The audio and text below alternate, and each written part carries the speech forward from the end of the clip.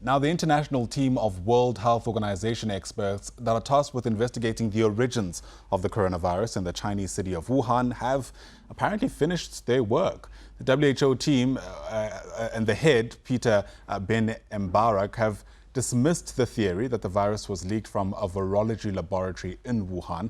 Speaking yesterday at the end of their visit, Embarek said they found no conclusive evidence that the virus originated in the Huanan Fishmarket in Wuhan. Now, Professor Tim Tucker is a specialist virologist at UCT School of Public Health and joins us now via video link.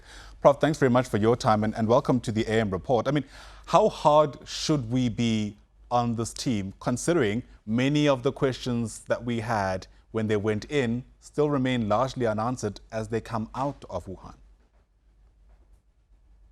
And I think we look at this visit as a visit that is the start of the next set of activities, rather than an end in and of itself.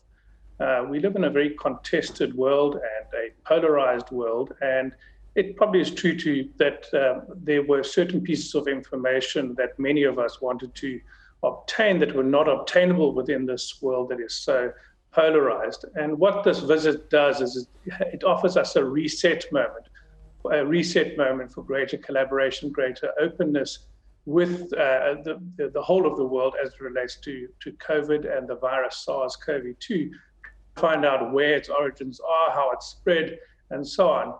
So I think that this visit is an important transition. It is a successful transition. It was seemingly a very successful engagement between the WHO team and the Chinese counterparts. And they had unfettered access to labs and to people, and they're starting to fill in the gaps. I don't think any of us in the scientific community thought that they would go into China and then come out with all the answers. But what they're able to do comprehensively have a reset moment and look to the future of greater cooperation. Yeah, and one of the significant announcements that were made during that briefing yesterday is that there are no links to the Huanan Fishmarket. I mean, does this surprise you at all? In other words, could a virus have survived those freezing temperatures to begin with? Well, I think that there are two different issues. The one as it relates to the stories of foods, and the other as it relates to the fish market.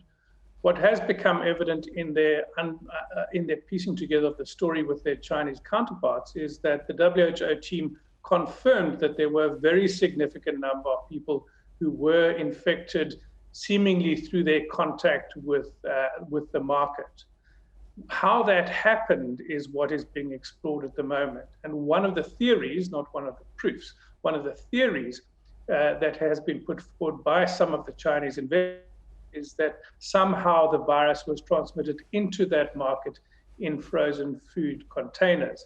I want to stress that this is a hypothesis. It's a theory. It's not a fact. And I think this is one of the things that the WHO team will be looking at. What the WHO team was adamant about is that irrespective of the actual mechanism of it getting into Wuhan, the mechanism of it getting into that market, one of those rare occasions when an animal virus moves from one species to another. And I think that we again see a reset point for greater cooperation within which that team comes away not able to say that it was definitively from one animal or another, but that it is, as with other viruses in history, a movement from animal species A to humans. And we still need further as to what that animal species was. In that uncertainty, it appears, at least to me, that one of the more unequivocal statements that were made is that the virus is very unlikely to have come from a laboratory in Wuhan. How significant do you rate that is, considering this is the aspect of this entire saga that's largely made this a politicized issue? Yes, I think the world has gone through and continues to go through a period within which there seems to be a loose affiliation with the truth and where conspiracy theories can abound. And within the scientific community, there was no or limited doubt for a long time now that this virus could have Wuhan Institute of Virology. That the World Health Organization comes forward and says This is no longer something that we want or think should be investigated. The theory, the conspiracy theory that was put forward by some people, and clearly some extremely powerful people like the previous president of the USA, that these theories are indeed conspiratorial and lack merit. So the WHO team went into those laboratories, looked at their records, looked at their security issues, looked at the possibility that this virus might have been created and escaped, or just been there and then escaped into the community. And we're absolutely convinced that there's no merit in investigating this.